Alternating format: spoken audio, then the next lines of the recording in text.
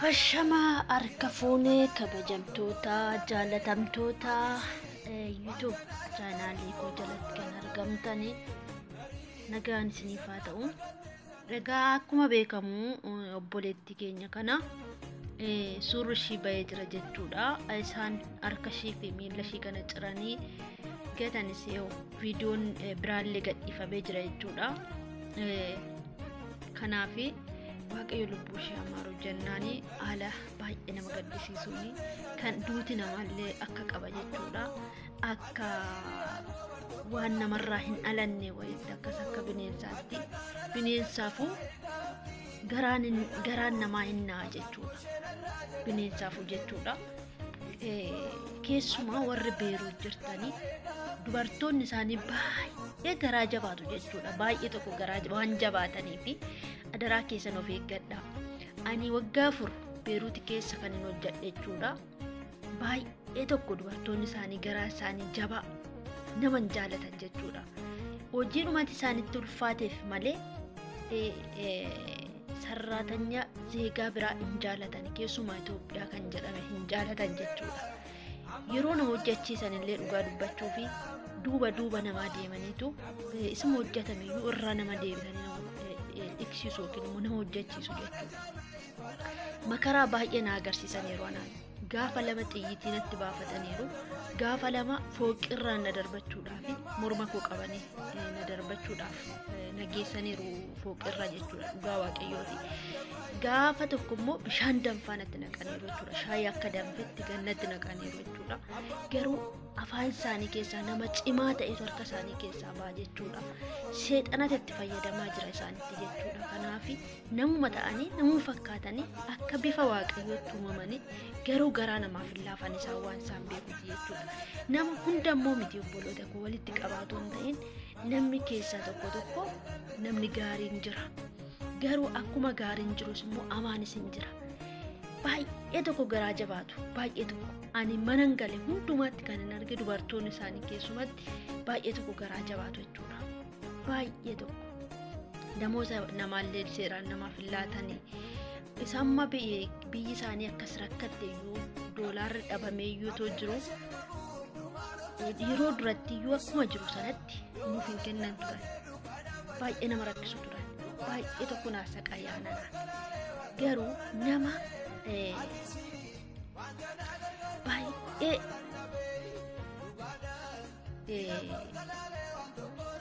itti dhiisaatu harka isaanii keessaa baha. Baay'ee nama waaqayyoon qabu nama waaqayyootti of laale harka isaanii keessaa baha malee gaafa meeqa warreebuudhaaf mana jijjiirradheen hundi isaanii kan wal jaalannee addaan baane hin jiru.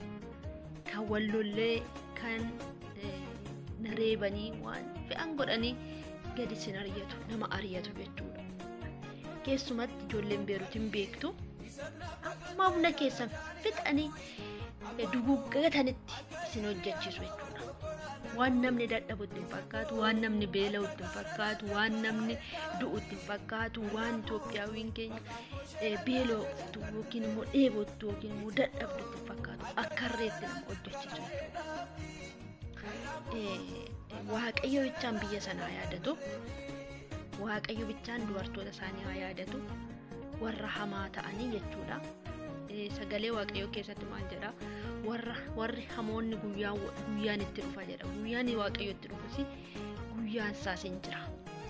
Garuu ittiin fakkaatu isaanitti jechuudha. Keessumaayyuu baay'ee tokko kan nama gaddisiisu dubartoota isaaniiti. Baay'ee duratti waan jaaladhu waggaa meeqa muluu kan saqayyaa ba'an jechuudha. Amma immoo obboleettii keenya innaan haala kan durattis inuma ajjeesaa turanii, durattis inuma hudhaa turanii, durattis inuma ajjeesaa bakka lubbuu baasaa turan jechuudha. Amma immoo inni kun bakka isuma dhumaa ta'e inni harkaaf miila akkas nama cirsiisu kun bineensa illee akkas nama nyaatu hin beeku. Hin nyaatan immoo maal godhan obboleettii kan baay'ee nama gaddisiisa. Baay'ee tokko warri beeruuf jirtan of eeggadhaa. Kana argitanii sinnayinaa waaqayyoon kadhadhaa. Waaqayyo dabarsee harka mootaatti nama laatu isatu nu eegeen malee akka kaayyoo diinaaf akka karoora diinaatti nuti warra hin jirru turre garuu eegumsa waaqayyootiin har'a keenya irraa hin sodaatiin harraafaminaa isiniin jedha. Kana laaltanii harraafaminaa obboloota koo waaqayyo kallattii ittiin dhufee nama fudhatu qaba. Waaqayyo akkaataatti nama fudhatu qaba. Obboleettiin kun mootummaa waaqayyo akka dhaaltu tokko shakkiin qabu. Sababbiin isaa aarsaa godhatanii aarsaa taasisan mucaa kanatti. Ishiin cubbuun ishiin bara dhaloota ishiitti kaastee hanga har'aa hojjatte illee jechuudha hin dhiifamaaf jechuudha. Cubbuun ishii gara jara ishii ajjeesan sanaatiin garagalachuudha. Sababbiin isaa morma ciranii yeroo akkas ishii kutanii ishii lubbuu ishii baasan jechuudha. Lubbuu Kiristoos keessa kaa'ee harka namaatiin bahu Qaayinii fi Abeeli gaafa wal ajjeesanii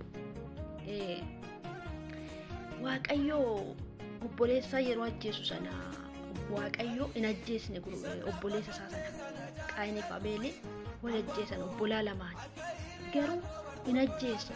Meerri obboleessi kennaa anatu beekaa jedhe, anatu eegaa jedhe, Abeeliin natti eegaa jedhe Qaayinii. Biyya lafaa kanarra amma jiraattu umurii kee guutuu jooraa taatee jiraatta. Bakka dhaqxu tokko illee hin qabdu jedheen jooraa ta'ee jiraate. Wanta ati lafarra facaaste hundumtuu lafa kanarra facaaste hundumtuu siif hin biqilu. Uumaa tokko siif hin biqilu, shookii ta'ee sitti biqila malee. Kanaaf akkuma kana amma biyya lafaa kanarra jiraatanitti isaan hin jiraatu malee gaafa du'an garuu gara abiddaatti akka seenanii cubbuu ishii fudhatanii cubbuu hanga dhaloota namni kuniyyuu qulqulluudhaan jedhu qulqulluu miti. Hundumtuu qulqullummaan qabu garuu cubbamtuu mucaan kun nama taanee otoo jiru cubbamoota mucaan kun cubbuu qabaatteeyyuu cubbuun isaanii jara sanatti garaagarachuudha. Dhiigdi Abeel gara koottiidhaa akkamittiin hin argine naan jetta jedhamti yeroo Waaqayyo. Akkuma sana yoo fuula namaa duraa namni mucaa kana ajjeese fuula namaa duraa yoo dhokateeyyuu dhoosineerra yoo jedhaniyyuu fuula Waaqayyo duraan dhokatu. Dhugaan ishii hin baay'ifa jechuudha. Kanaafi uumaa miti kun harka Waaqayyo keessatti inni mul'ata. Fuula Waaqayyo duratti hin argama. Kanaafi obboleetti keenyaaf jannata hawwinaa, obboleetti keenyaaf mootummaa Waaqayyo hawwinaa, lubbushee amaaru Waaqayyo gaddinus uumaa miti Waaqayyo ishiin darbiteetti gaa tokko waan lubbushee darbeef deebi'uu hin danda'u waan ta'eef nutis garumsana dhandha guyyaa eegganna malee waan ta'eefi obboloota koo jajjabina isin haa kennu kana laaltanii